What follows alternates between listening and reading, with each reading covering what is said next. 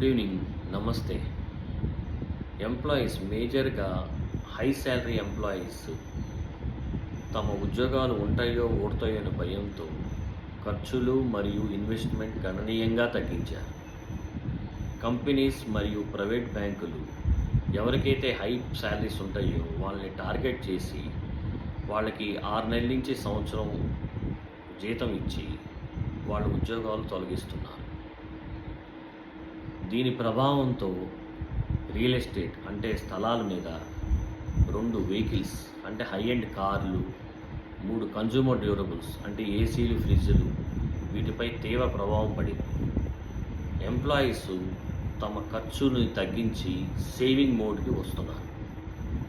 నిపుణుల ప్రకారం ఇది నార్మల్సీ రావడానికి సంవత్సరం నుంచి సంవత్సరాలు పడుతుందని నిపుణులు అంచనా వేస్తున్నారు.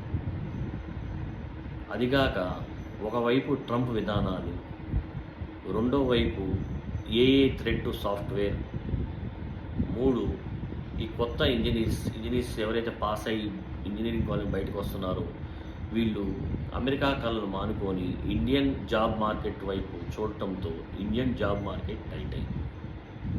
Thank you.